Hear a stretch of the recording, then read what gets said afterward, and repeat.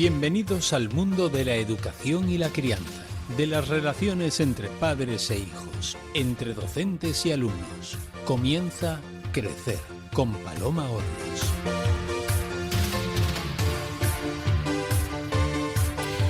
La psicología dice que el aprendizaje es la suma de diversas circunstancias: el desarrollo de la inteligencia, la disposición, el propósito de aprender y el interés hacia aquello que se tiene que aprender. Antonio Páez Pizón, uno de los psicólogos más reconocidos de Latinoamérica, afirma que cada aprendizaje nos da una mayor comprensión de la realidad y el hecho de emocionarnos con lo aprendido nos motivará a tener mayor sed de aprender. Hoy, en Crecer, hablaremos de aprendizaje desde edades tempranas, de la conveniencia, mejor dicho, o no, de impulsarlo, y lo haremos de la mano de dos expertas. Emelinda Padilla, muy buenos días. Buenos días, Paloma, buenos días, María, y a todo el equipo del programa. Muchas gracias. Y lo de buenos días es literal porque conectamos con Emelinda desde República Dominicana y me consta que allí es una hora muy temprana de la mañana y que te agradecemos el esfuerzo por estar con nosotros aquí.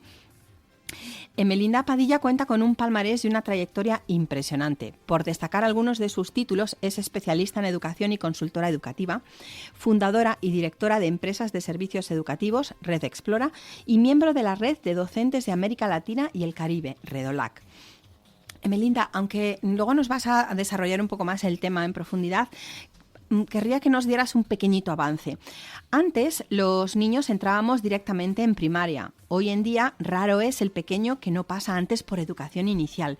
¿A qué se debe ese cambio? Hemos aprendido la importancia de estimular.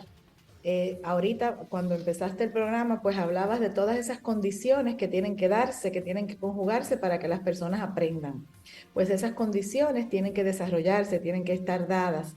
Y justamente en esos primeros años de vida, donde podemos aprovechar el tiempo y trabajar en el desarrollo de las habilidades y las competencias que necesitamos para que el aprendizaje escolar, académico, más formal, pues pueda realizarse de una manera exitosa.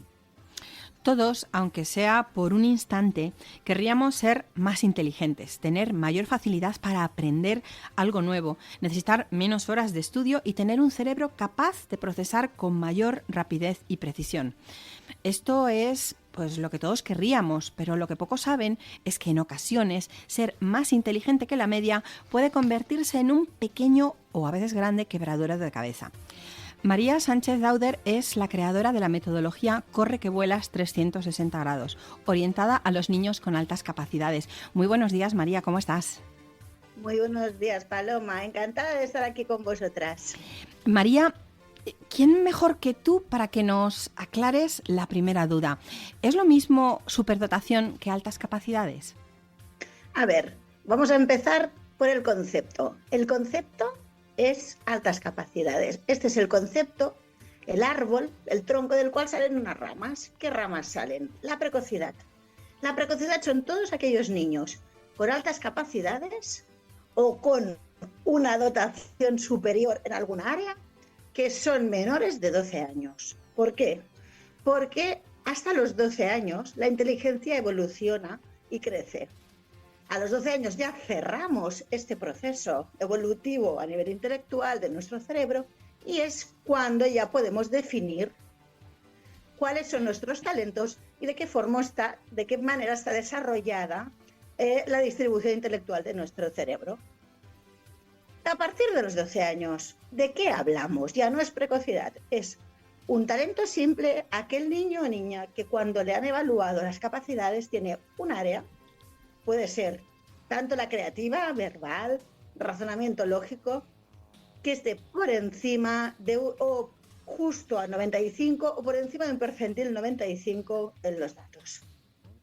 Cuando hay 2-3 áreas que están por encima de un percentil de 85, es un talento complejo. Y aquel niño o niña que todas las áreas evaluadas están por encima del 75 es la superdotación. Con lo cual, la superdotación es un posible tipo de persona con alta capacidad. Es una de las clasificaciones que a mí aquí siempre me gusta hacer el mismo inciso. podemos tener un talento matemático que es un 99 en razonamiento y un superdotado que es un 75 en razonamiento. Tenemos 25 puntos de diferencia del uno al otro, con lo cual a veces los docentes comentan, ostras, ¿cómo puede ser que este sea superdotado y que el otro como talento sea más bueno en matemáticas? Pues porque hay 25 puntos de diferencia en desarrollo matemático. Entonces, claro, 25 puntos son muchísimos. Mucho, claro. Ahora, entonces, el superdotado, digamos que es el niño equilibrado, que es bueno en todo, pero a veces no es tan brillante en algún área como un talento simple. Soy Paloma Hornos y les doy a ustedes que nos escuchan mi bienvenida al programa de hoy. Hoy vamos a aprender sobre aprender, así que sin más preámbulos, comenzamos.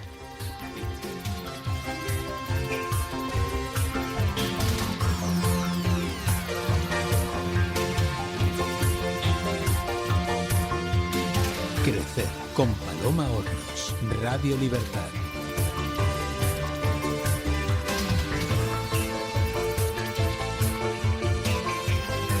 Se estima que hoy en día en un centro escolar con 1000 alumnos podría haber en torno a unos 45 superdotados, la mayoría de los cuales no son identificados como tales. Esta falta de detección temprana es el principio del problema. Su paso por el colegio puede convertirse en una pesadilla, sin llegar a entender nunca por qué no logran adaptarse. María Sánchez Dauder dirige el centro Corre que Vuelas en Badalona, orientado a niños con altas capacidades. María, ¿cómo surgió la idea de crear este centro? Pues porque soy mamá de 2. Entonces, yo soy maestra, y cuando me encontré como mamá, sin entender qué pasaba, sin saber qué tenía que hacer, cómo actuar, pensé, aquí tenemos un vacío de contenido de este ámbito temático. Entonces empecé a trabajar, a estudiar, a formarme aquí, ahí, más allá. Y vi pues que faltaban profesionales que supieran trabajar, cómo verlos, cómo detectarlos, porque el grave error es lo que la sociedad tiene preconcebido como altas capacidades o superdotación.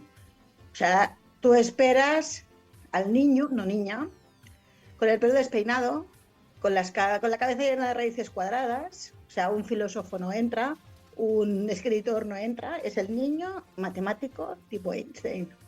Y es lo que, si tú pones altas capacidades o superdotación, en Google es lo que te sale.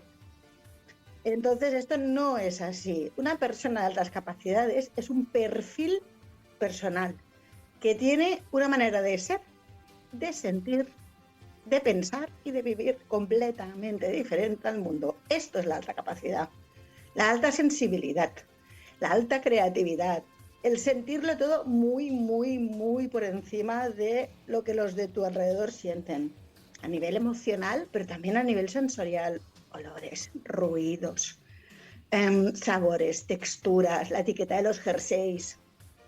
Tenemos niños que tienen una capacidad de relacionar conceptos de y dices, espera, que no he llegado aún yo. O sea, son unos niños y niñas que no soportan equivocarse, completamente perfeccionistas. O sea, todo esto es la alta capacidad. No es sacar buenas notas, no es hacer buena caligrafía y no es ser el niño más atento o la niña más atenta de la clase, no. Entonces, este concepto hace que perdamos a muchos que simplemente no encajan con el prototipo que tenemos, que muchos también son como el prototipo. Ojo, también los hay. Claro. Pero no la globalidad de todos. Y por otro lado tenemos los perfiles con doble excepcionalidad, que para mí esto es un tema en el que ahora mismo estoy trabajando muy a fondo, porque es que me hace sufrir. Doble excepcionalidad significa alta capacidad y acompañada de autismo, dislexia, TDAH, trastorno específico de lenguaje, deficiencias auditivas, deficiencias visuales. Todo esto hace que un niño no pueda brillar en todo su esplendor, porque, como digo yo, hay una niebla que tapa lo bueno. Pero esta niebla también se transforma en positivo y son los rayos de sol que hacen que su dificultad pueda equilibrarse. Lo que pasa es que la combinación final es un niño o una niña oscuro que habla maravillosamente bien y que sobre papel nunca es efectivo porque algo no le deja. Uh-huh. Con lo cual, estos perfiles, ¿los identificaría un maestro o una maestra? Jamás. Jamás. Se queda en su dificultad. Se quedan en su dificultad, pero están como sorprendidos de su capacidad cuando argumentan. Claro, y porque tienen despistados a los profes. hoy en día tendemos a etiquetar cualquier comportamiento que difiera de lo normal como patológico. ¿Cómo podemos evitar precisamente diagnosticar, más que diagnosticar, porque el diagnóstico es asociado a una enfermedad, ¿verdad? Identificar erróneamente a los niños con altas capacidades. A ver, yo siempre digo que nadie es igual. Entonces, yo siempre pongo un ejemplo que es muy visual, ¿no? Vamos a ver, tú puedes hacer un camino en línea recta y llegas a donde quieres, pero este camino a lo mejor te apetece girar por una curvita porque resulta que hay algo que quieres observar. O que estás cansado de estar quieto y sentado en el coche y necesitas mover las piernas y encima observar. O necesitas pararte para reflexionar un tiempito porque necesitas más tiempo que otra persona para llegar a algo. Esto es una mente neurodivergente. De esta neurodivergencia tenemos la alta capacidad, que es la que quiere quedarse porque no se puede perder el detalle del capitel de esta columna que hay porque resulta que tiene un punto de esto pero no del otro. Bueno, y este es el de alta capacidad. Entonces, identificar la alta capacidad es buscar a este alumno o alumna que en un momento dado te hace esta reflexión sobre algo. Y dices, yo a veces cogía un cordel y digo, ¿para qué sirve esto? A veces el alumno que en clase no brilla y de repente empieza y dices, wow, qué pasada. O un día que pones una pieza musical súper, súper sensiblera y de repente los ves, ¡boom!, llorando. Aquí tenemos algo que mirar. Cuando se habla de temas sociales, desastres mundiales, y los ves con una capacidad de empatía, con unos argumentos de esto no puede ser. Aquí hay un alumno que hay que mirar porque va más allá.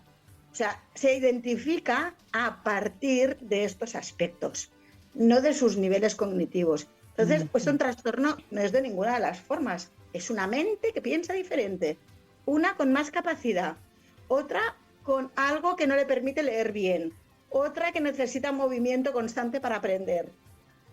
La mente neurodivergente tiene varias, y a veces la alta capacidad no para porque su mente tiene una hiperactividad de y dices, frena, hombre, descansa, mira el cielo y escucha la música, relájate y diviértete del silencio.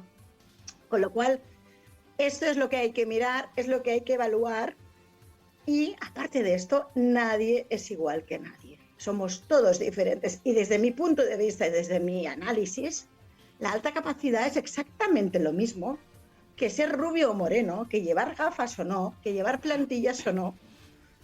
Es una característica propia de una persona que no la hace ni mejor ni peor. Es una forma de ser como otra. O sea, para mí lo más importante es normalizar desde la comprensión y el respeto. ¿Cuáles son los mayores retos que, como madre, como maestra, te lo traslado, los mayores retos que para los padres y los maestros se plantean cuando trabajan con niños o cuando tienen en el aula o tienen en casa un niño con altas capacidades? A ver, el reto y a la vez miedo es el fracasar como profesional o como padre. Uh-huh. ¿Por qué? Porque no sabes nunca cómo son niños, que su inteligencia abarca todos los ámbitos de la personalidad. Ellos son capaces de saber qué hacer, qué decir en cada momento.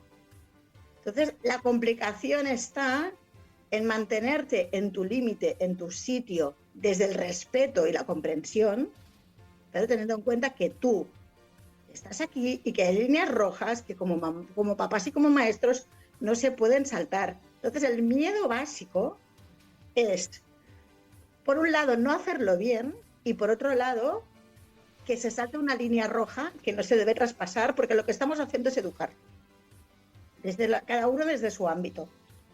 Y si educamos y no nos hemos dado cuenta y nos han manipulado una situación, porque hay muchos niños de otras capacidades que tienen la capacidad completamente inconsciente, ojo, no voluntaria, de manipular una situación para hacer lo que quieren. Inconsciente.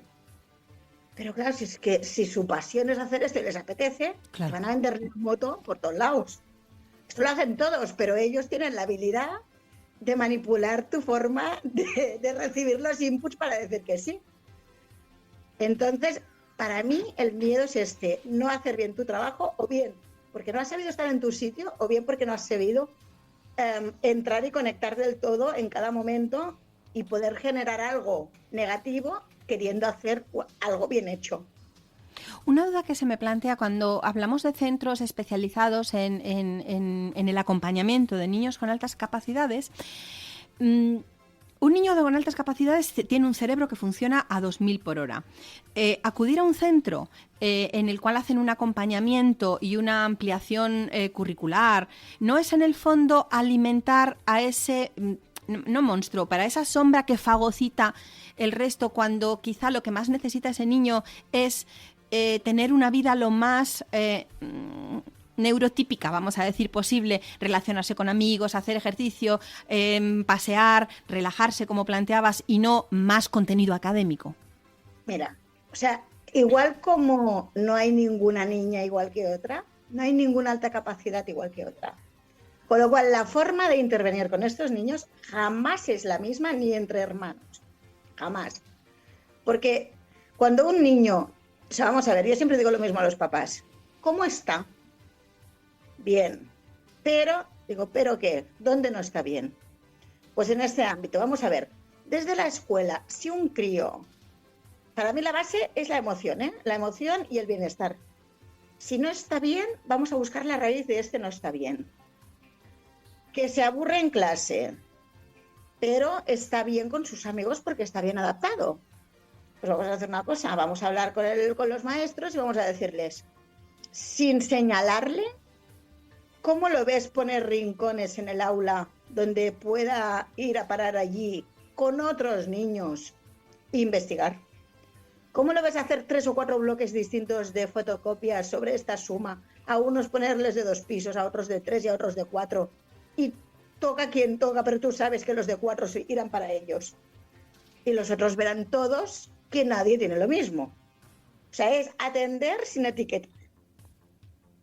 Y hay veces que hace falta una aceleración. Hay veces que es verdad que hace falta. Porque emocionalmente son mucho más maduros y no encajan y no tienen ningún amigo. Incluso pueden llegar a recibir aislamiento y acoso. Y en estos casos hay que acelerar. Pero no son todos ni la mayoría, no, son los que hace falta. Pues con estos los aceleramos, pero sabiendo la escuela de qué forma se hace, acompañando al grupo que deja, al grupo que entra y a las familias. Porque igual que normalizamos la repetición, hay que normalizar la aceleración. Es una necesidad. Entonces, si el niño que está bien en la escuela, que está adaptado, que, bueno, pues está bien y no pide más porque no le hace falta más, porque es una escuela, porque la metodología es abierta y les atienden, pues aquí sabes que el niño tiene más ansia. Y resulta que has visto que hacen una exposición de su pintor favorito. Pues le llevas. Que resulta que has visto que hay un taller de astrofísica puntual donde se lo puede pasar súper bien. Pues se lo dices al compañero que ya ves que es del mismo rollo, y dice, este fin de semana, ¿qué hacéis? ¿Por qué no vamos a este taller? O sea, se trata de integrarlo y ofrecerle espacios, en estos casos, donde él pueda saciar esto. Cuando a ti te apasiona leer libros y compartir, ¿verdad que te vas a un club de lectura? Claro, y sí, nadie te mira como un bicho raro. Cierto. Pues llenar esto en tu tiempo libre con tus necesidades, porque tienen todo el derecho a cumplir sus necesidades. Y este es el momento donde realmente son ellos y donde realmente están pues en el ambiente y en el currículum que toca, ¿no? Yo, por ejemplo, siempre explico la misma historia a un niño de 6 años que nunca, altas capacidades detectadas desde los 3, y nunca había estado pues en ningún tipo de asociación, nada, porque los papás pues Bueno, pues querían que fuera un niño que hiciera lo que tocaba, normal. Sí. Y de repente un día, en un taller de astrofísica, dice a la madre: mami, es el primer día que no he sido el raro, incluso había más raros que yo. Ay, pobre, claro, claro. Dice, y me ha interesado mucho y a nadie le preocupaba que yo supiera y que hiciera preguntas raras. Dice, me he sentido cómodo porque hoy no he sido el diferente. Pues es esto, es generar la situación de que todos somos diferentes y la diferencia es el mundo. Y partiendo de esta diferencia, todos tenemos lugar. Y hay que educar a la sociedad para eso. El concepto del bien y el mal, la maldad así, en abstracto, son temas problemáticos para los niños con altas capacidades porque tienen una conciencia, en general tienen una conciencia de ellos, pero no la madurez necesaria para manejarlos. ¿Son habituales las dificultades emocionales, mejor dicho, las dificultades de la gestión de las emociones en estos niños o es un mito más?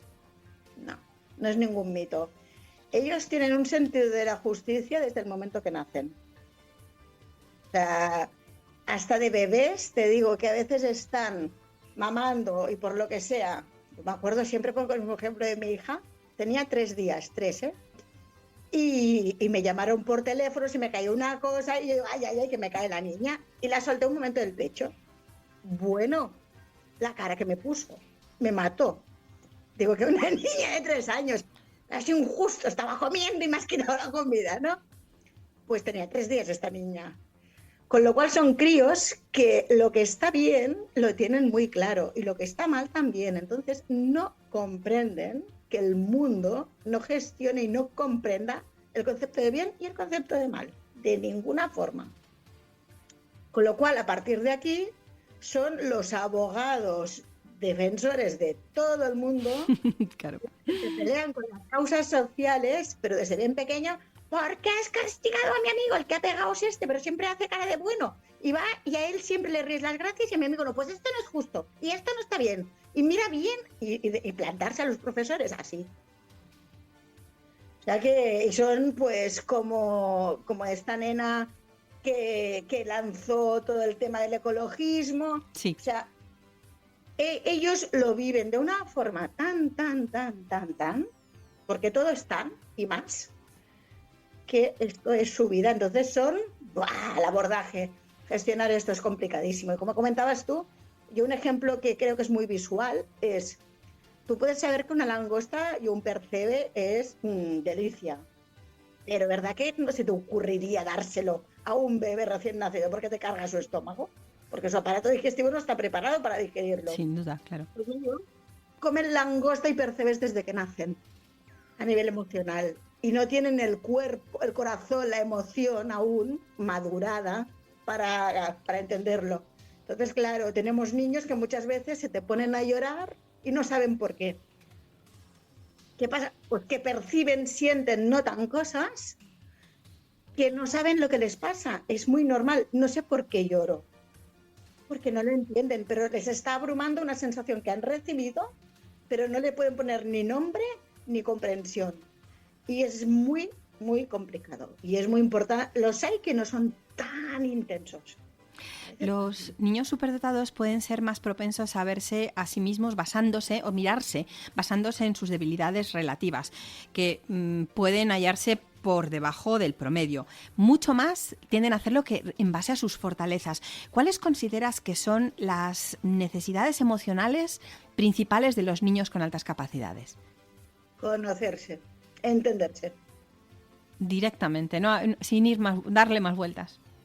Si ellos se conocen, se comprenden y entienden por qué tienen estas reacciones, no hay problemas.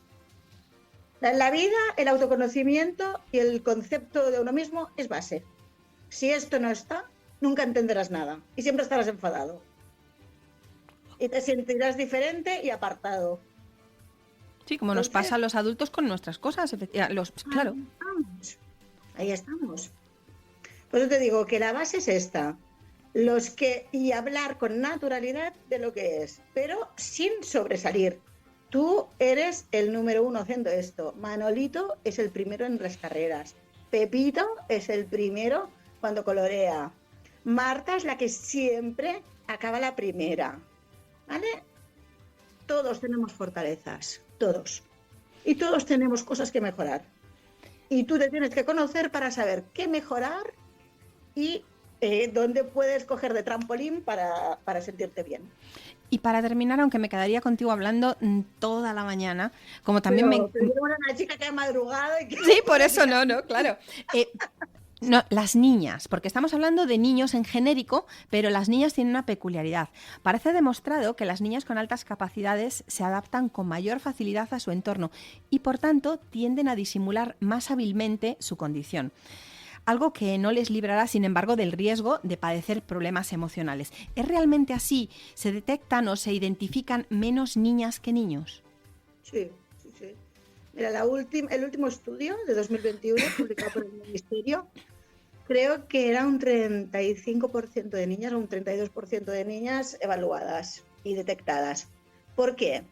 Porque nuestra historia, nuestros roles sociales y bueno, pues de mundo, siempre han tendido a que la mujer, cosas de casa, la mujer letras, la mujer tal, la mujer por debajo del hombre, ¿vale? Esto es una cosa que está empezando a cambiar, gracias a Dios, pero aún no está el equilibrio. Y esto se mama desde el nacimiento y se van introduciendo una serie de inputs a estas niñas que ahora las vas clasificando a ellas en un sector. Esto es un lado.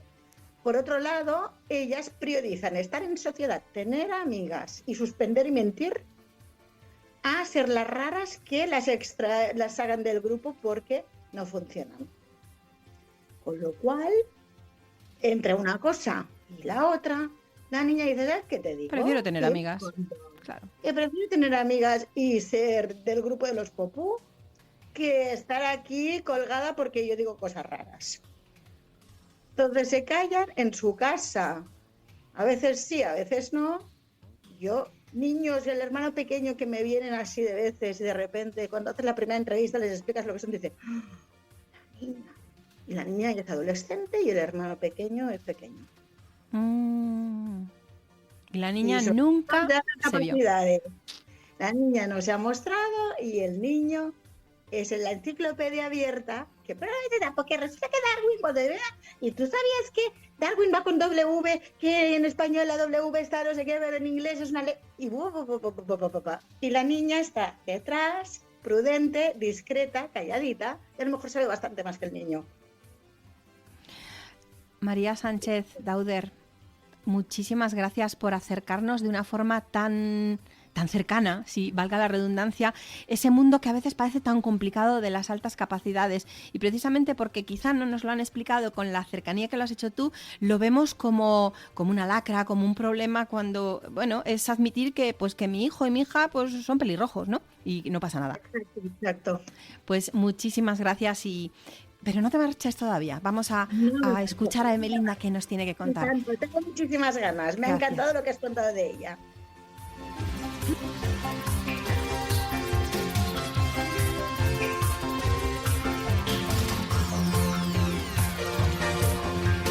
Crecer con Paloma Hornos, Radio Libertad.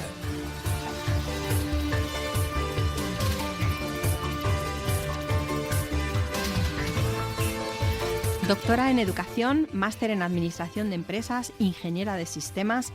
Emelinda Padilla, tener esa capacidad de mirar desde varios ángulos, desde el funcionamiento de un centro educativo como la empresa que es, desde el punto de vista de la ingeniería y además como experta en educación, ¿te ha permitido caer en la cuenta de esos aspectos que tiene la educación el día de hoy, de una forma mucho más amplia que desde la única óptica que tienen en general el profesorado? Tener esa visión general te permite ver cosas en la que no caemos en cuenta los profesionales de la educación.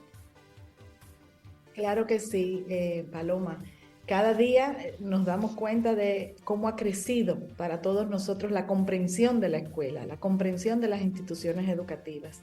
Antes, no hace mucho, pensábamos que nuestra única función era lo académico, era trabajar con los estudiantes, los contenidos curriculares oficiales dictados por el sistema educativo y ese perfil de egresado, egresada de niño o niña que queríamos formar como país, y nos concentrábamos en ellos solamente y en eso solamente. Sin embargo, abrir el espectro de nuestra vida y de nuestra formación como gestores de esas instituciones, pero al mismo tiempo seguir estudiando, nos ha demostrado, no solamente a mí, sino a todos nosotros, cómo hemos tenido que reformular nuestra idea de la educación, ampliarla muchísimo más, y hoy día ya sabemos que las instituciones educativas tienen una responsabilidad mucho mayor que la que creíamos y que necesita de nosotros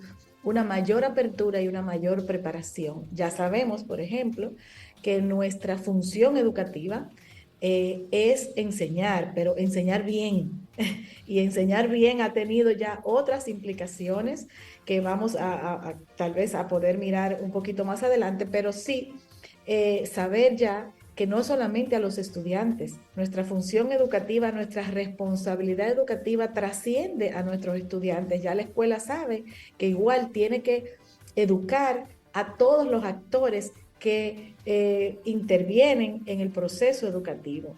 Y dentro de esos actores está la familia, por ejemplo, que es básica, es clave que la escuela entienda su responsabilidad educativa para con las familias de sus estudiantes. Igualmente con la sociedad, tanto esa comunidad cercana como un poco más lejana, también tiene la responsabilidad la escuela de llevar allí educación. Escuchando a nuestra compañera María, que me antecedió en el programa, me reafirmo muchísimo más la importancia de una familia preparada, de una familia consciente, de una familia con las herramientas necesarias para ser ayudadora de estos procesos de enseñanza y de aprendizaje.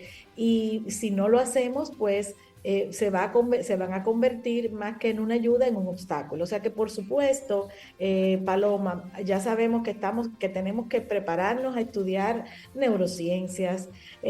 Yo cuando estudié educación, por ejemplo, nunca me imaginé que iba a tener que aprenderme cosas sobre el cerebro de la gente. Eso estaba como diseñado para los que estaban estudiando medicina, para las personas del área de la salud, pero en una de las maestrías, pues me ponen un cerebro encima del escritorio y digo yo, pues, ¿y ahora qué hago yo con esto? ¿Estaré yo en una clase equivocada? Y he tenido que aprender a que mis estudiantes aprenden si tienen un cerebro que les permita hacerlo, y un cerebro estimulado, que haya comido, que haya dormido, pero no comido, que se haya nutrido. O sea, fíjate cómo, Claro. y eso, cada una de esas cositas, de esos bullets, tienen implicaciones profundas. O sea, no es comer, es nutrirse. Bueno, pues hay que estudiar nutrición. No es dormir, sino dormir bien. Tiene que haber dormido, tiene que haber comido, no puede estar estresado. Ese cerebro, antes de yo hacer los primeros pininos en tratar de educarlo, tiene que tener ese cerebro en condiciones de aprender. Y entonces, después de ahí viene todo lo que es la planificación educativa. Pero ¿qué pasa? Que también eso sucede en medio de un contexto social. Pues hay que estudiar sociología de la educación, el impacto que tiene eso que mis estudiantes aprenden y que yo estoy pretendiendo enseñar con la sociedad donde vive, con su contexto, porque de lo contrario, pues nos convertimos en un pretexto. Un texto sin contexto es un pretexto. Una educación que no está contextualizada, que no sirve para que ese estudiante o esa persona funcione dentro de su ámbito social, pues no sirve para nada. Entonces, fíjate cómo los educadores y los gestores de educación hemos tenido que ampliar. Antes nada más era la psicología, la ciencia que encontrábamos como más cercana a la educación, y por eso mucha gente nos confunde con psicólogos, a los educadores, pero porque era de donde nos explicábamos el aprendizaje, la conducta humana, era desde ahí solamente, pero hemos tenido que empezar a abrir, a estudiar. Bueno, estamos ahora mismo estudiando educación socioemocional, por ejemplo, porque ya sabemos que lo socioemocional es clave para aprender. Y recuérdate que no es aprender bien, que Claro. eso también tiene otras implicaciones. O sea que sí, evidentemente todo eso que he estudiado desde la ingeniería de sistemas hasta las maestrías, los doctorados, han sido en áreas diversas, distintas, pero todavía el reto que tengo por delante de estudiar filosofía, sociología, más neurociencias, más educación emocional. Es un mundo que tenemos abierto por delante los educadores, amplísimo. Ya nuestra carrera, nuestro trabajo, sabemos que va a depender mucho de lo que nosotros nos actualicemos, de lo que nosotros aprendamos. Tenemos que trabajar con familias, tenemos que trabajar con comunidades. Eso nos lleva a salirnos de las cuatro paredes de la escuela y mirar nuestro barrio, mirar nuestro contexto, mirar nuestra posición frente a ellos, cómo ellos nos afectan y cómo nosotros los afectamos a ellos, en cuanto a los impactos de lo que hacemos o no hacemos, por ejemplo. O sea que sí, también tenemos que saber que no lo podemos hacer solos, que ya esos directores que estaban encerrados en una oficina, esos equipos de gestión encerrados en esas bóvedas que eran antes las escuelas, esos lugares de aprender que estaban como reservados para ciertas personas. Ya sabemos que las escuelas no tienen rejas, en el sentido figurado, no tienen verjas, no tienen muros, deben ser escuelas abiertas, digamos, en sentido figurado, ¿no? Pero abiertas para que el aprendizaje salga y entre, que el conocimiento salga y entre, para que estemos mirándonos desde adentro y desde afuera y al revés. O sea, ha sido amplísimo el abordaje que tiene ahora la educación, y es un reto para todos nosotros, chicas, mantenernos en eso, hacerlo juntos, juntas, hacer comunidades de aprendizaje, investigarnos, conocernos para poder ser efectivos, eficientes, coherentes con la realidad que tenemos frente a nosotros. Mire ese tema que nos habla María. ¿Cuántas veces nos hemos encontrado en aulas con alumnos así, como lo que ella menciona, y no sabíamos cómo abordar eso, no entendíamos, estamos apenas iniciando, y como bien ustedes comentaban, pues lo etiquetábamos. El que era distinto, pues era más fácil para nosotros, por desconocimiento, pues ponerle una etiqueta y digamos, aislarlos del resto del salón. Ya sabemos que no. Ya sabemos que tenemos una responsabilidad de seguir investigando sobre eso, conociendo, armándonos. Y ahí hay grandes retos, sobre todo en países como los nuestros, donde nos ocupamos poco de esos temas educativos, y hay mucha política metida ahí en medio de esos temas educativos. Emelinda Padilla ha realizado un estudio sobre la importancia del paso de la educación inicial al de la educación primaria. Emelinda, ¿cómo surgió la idea de hacer este estudio tan específico?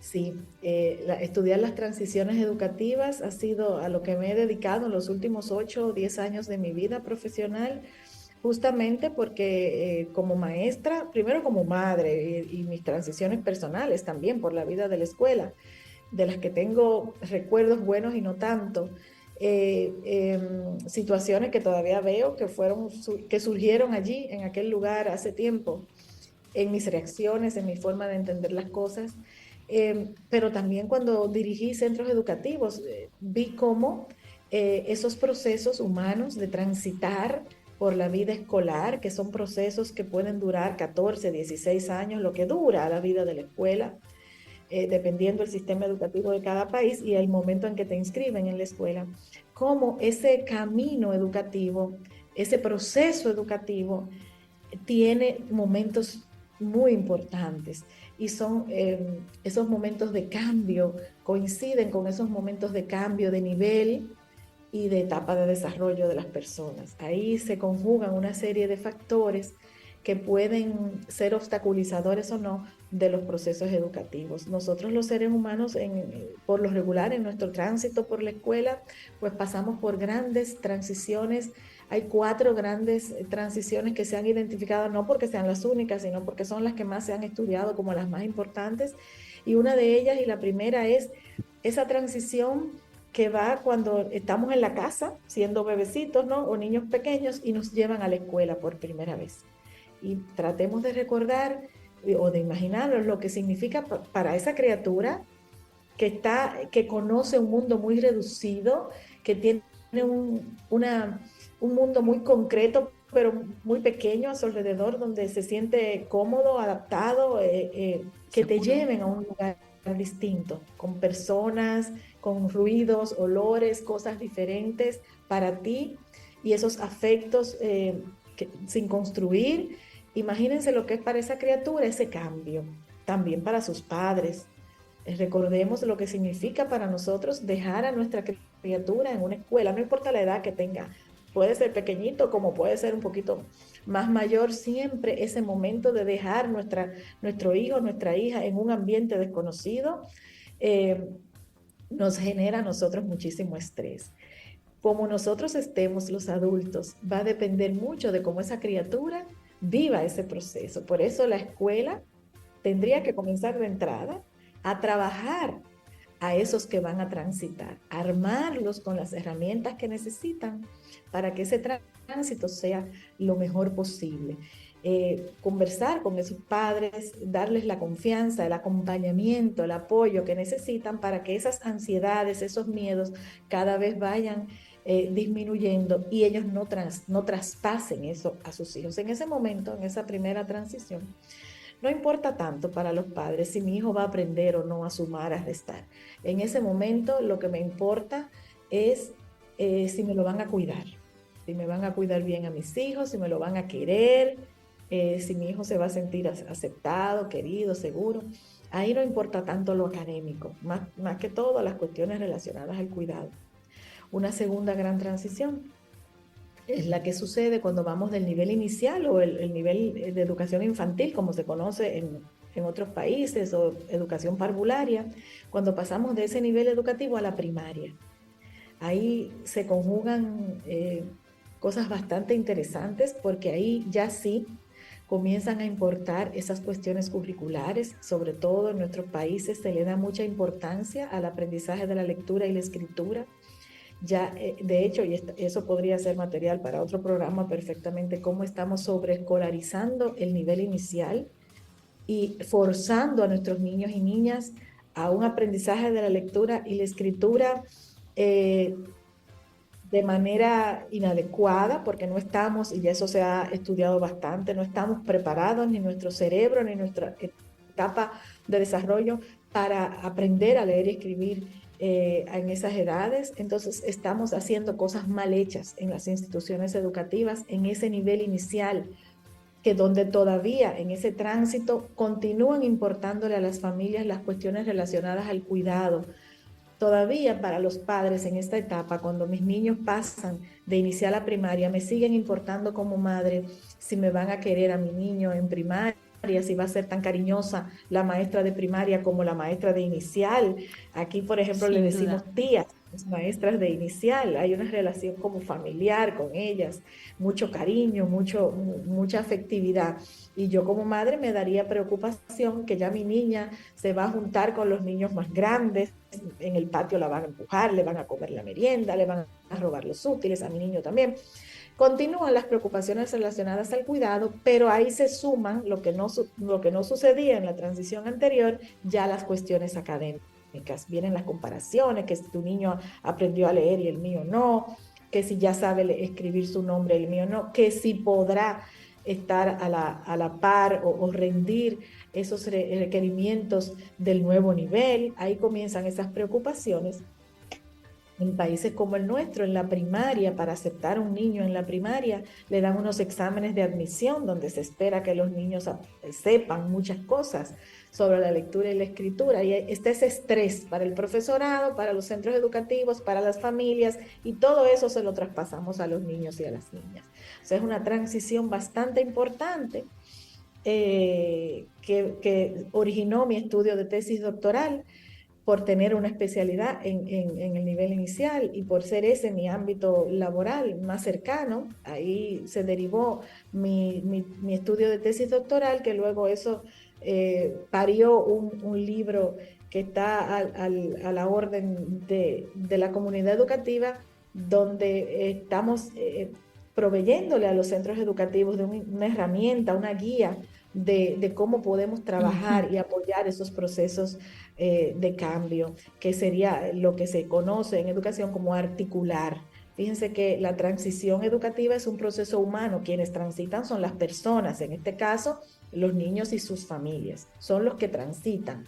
pero los centros educativos no transitan. ¿Qué pueden hacer los centros educativos? Articular, apoyar ese proceso para que no encontremos una barrera, sino un puente en ese proceso de cambio, allanar ese camino desde lo que conocemos como la articulación. Entonces, ese libro, más que todo, lo que tiene es una guía para los centros educativos, aprender a hacer una guía práctica con ejemplos muy puntuales y muy prácticos, recogidos de experiencias en España, de experiencias en Chile, de experiencias en República Dominicana, donde pude trabajar en centros educativos y ver esos procesos. El título es Guía para el abordaje de la transición de educación inicial a la primaria, publicado por Editorial Narcia, que está disponible aquí en nuestro país. O sea, que articulan las instituciones y nosotros, familias y alumnos, somos los que hacemos la transición. Sí, la transición es un proceso, vuelvo y repito, humano. Las instituciones no transitan. Ellas se quedan ahí en el mismo lugar. Quienes cambiamos de nivel educativo, de grado, de curso, y al mismo tiempo los niños van cambiando en muchas de esas transiciones. Hay una coincidencia en términos de tiempo con el cambio de etapa de desarrollo. ¿Y qué ocurre con los alumnos con necesidades educativas especiales? Ya hablemos de, neurodiversidad. ¿Cómo viven esos niños esa transición? ¿Y cómo vive la escuela esa articulación? Eso que me preguntas, lo quiero poner a un ladito un segundito. Sí, por supuesto. Para terminarte de contar las otras dos grandes sí, por favor. Educativas que también se han estudiado mucho. Yo me he sorprendido muy agradablemente con mi investigación doctoral, cómo esto se ha estudiado alrededor del mundo. Y no, por lo menos en nuestros países no le habíamos hecho como mucho caso. Está ese proceso de tránsito entre primaria y secundaria. Chicas, ahí suceden grandes cosas, porque ya ahí no nos importa tanto a los padres las cuestiones relacionadas al cuidado, porque ya ahí los niños son más grandes, pero ahí vienen para los muchachos unas cuestiones de que están entrando en la adolescencia, y ahí ya ustedes saben lo que viene. Aparece el bullying en las escuelas, aparece la necesidad de los niños de ser aceptados por sus iguales, aparecen también esas rebeldías y cómo se dañan esas relaciones o se afectan esas relaciones con los padres, y también aparecen y continúan esas ansiedades relacionadas con los contenidos académicos, esos requisitos académicos del bachillerato, de la secundaria. Esa transición es importantísima. Y la última gran transición educativa en la vida escolar es cuando vamos de la escuela a la universidad, al mundo adulto. Y ya ustedes se pueden imaginar, ahí vuelven para los padres el que ahora mi niño, mi niña, porque nunca crecen los hijos para nosotros, ahora va al mundo adulto, yo no tengo acceso a la universidad, yo no puedo ir a hablar con ninguna directora ni ningún director. Ahora sí es verdad, mi muchachita, mi muchachito sueltos en ese mundo de adultos, para los muchachos tomar decisiones de adultos, de qué voy a estudiar, estaré yo preparado para las exigencias de este nuevo reto académico. Bueno, ahí cada una de ellas son un mundo, ¿no? Son un mundo para estudiar, para investigar, para conocer. Pero son esas 4 grandes transiciones para las que las instituciones educativas no nos habíamos preparado, chicas. Sabíamos que sucedían, pero como lo veíamos algo natural, es natural que el que esté en inicial pase a primaria y ya dejarán de llorar. Apostábamos a la capacidad individual de los niños y de sus familias de conformarse, de adaptarse. Bueno, ya María se le secarán las lágrimas en algún momento. Ya la madre dejará de estar tan ansiosa. Esperábamos y contábamos con que la vida, el azar, lo resolviera. Y la capacidad de cada quien lo resolviera, pero nosotros como instituciones educativas no estábamos haciendo nada. Y si te fijas y revisas, inclusive revisamos los currículums de ambos niveles, no son amigos. Los currículums se han diseñado, todos los currículums que analicé de muchísimos países, y ahí está en mi estudio, están de espaldas el uno al otro. El currículum de inicial tiene estrategias y técnicas distintas, muy distintas al de primaria. O sea, hay una disrupción. Lo que debería ser un camino, el mismo sistema los rompe ese tránsito, rompe ese puente que debería haber. Entonces, este tipo de estudios y de este tipo de apropiación de este tema hace que el centro educativo diga, wow, yo había ignorado esto y por esto estos estudiantes, estos procesos son tan difíciles para algunos más que para otros, para sus familias. Yo tengo que ocuparme de armar a esos que transitan con las herramientas necesarias, y eso implica también armar mi centro con un plan de articulación, con maestros preparados para trabajar este proceso en las universidades. De todos los programas educativos de las universidades que revisé, tú te gradúas de educación y a ti nadie te habló de este proceso, nadie te preparó como estudiante. Vas a trabajar como maestros a los centros con total desconocimiento de este proceso, y también el maestro tiene que estar en pleno control de lo que se va a enfrentar, ¿no? Para poder apoyar. Entonces, esos niños y niñas con características particulares, con necesidades educativas especiales, cualquiera de los términos que queramos usar, estos niños que necesitan una atención especial también transitan. Ellos también transitan y también tienen que hacer un proceso de adaptación y de cambio, que puede ser, a partir de las características de lo que son ellos, que se les dificulte muchísimo a uno más que a otro. Entonces, también para ellos, los centros educativos tienen que preparar un plan de articulación. Asimismo, como un plan de clases, no puede ser igual para todos los niños, porque ya María nos reafirma lo que ya sabíamos. Tiene que ser pertinente y la educación, yo no tengo un grupo de alumnos, yo tengo a cada alumno en particular. O sea, yo tengo que mirar a mis alumnos no como grupo, sino cuando yo planifico mi clase, yo planifico la clase para cada alumno, con lo que cada alumno es y con lo que cada alumno requiere para que la educación sea de calidad. Porque fíjense que la palabrita que nunca habíamos puesto era la palabra calidad. Y una educación de calidad es una educación que me sirve a mí, con lo que yo soy. Entonces, ya ahora también con esos niños hay que hacer adaptaciones, hay que incluirlos dentro de nuestros planes de trabajo. Si vamos a hacer un plan de articulación, no puede ser el mismo plan de articulación para todos los niños, porque hay niños que transitan y ni cuenta se dan. Pero hay niños que transitan y en ese tránsito hacen un retroceso. Chicas, hemos visto niños que llegan a primero de primaria, que hace tiempo manejaban esfínteres, que comienzan a hacerse pis en la ropa. Hacen un retroceso en sus patrones de sueño, en sus patrones de alimentación. Pero hay otros que pasan muy ¿Cómo que no pasa nada? Como si no pasa nada, porque la capacidad de adaptación de cada quien es distinta y cada quien viene armado de ese mundo social, de cosas distintas. Y si yo soy una mamá que ha tenido experiencias de transición difíciles, yo le voy a traspasar eso a mi criatura. Y mi criatura, sin haberlo vivido, ya llega asustado al nuevo salón, al nuevo curso. La idea de cambiar les resulta difícil. O sea que todo lo que hacemos en la escuela es para cada uno de nuestros niños.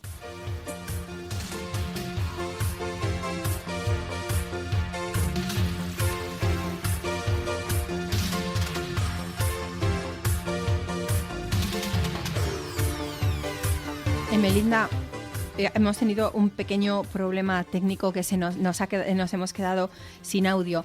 En cualquier caso, quiero agradecerte especialmente que nos hagas conscientes a las familias de la importancia de esos momentos que a veces los vivimos con mucho miedo, que como bien dices tú los traspasamos, y a veces lo vivimos con una naturalidad que en realidad no tiene. Entonces, darnos cuenta de que son momentos importantes en su vida de la misma forma que lo fueron para nosotros, creo que es una labor encomiable, y gracias por ofrecernos esa guía para su abordaje, que imagino que nos podemos beneficiar de esos consejos que nos das tanto los educadores educadores como las familias. Así que muchísimas gracias y gracias a Editorial Narcea por poner sobre la mesa este tema tan interesante. Quiero agradeceros a las dos, Emelinda Padilla y María Sánchez Dauder, por compartir con nosotros desayuno y charla en el día de hoy. Y, por supuesto, como no, gracias a ustedes que nos escuchan fieles cada semana. Decía Víctor Hugo que el sentido común no es el resultado de la educación. No le faltaba razón, pero sin duda la educación sí es el fruto del sentido común. Hasta aquí el programa de hoy. Recuerden, tenemos una nueva cita la semana que viene. Desayunamos juntos cada domingo a las 9 de la mañana en Crecer con Paloma Hornos.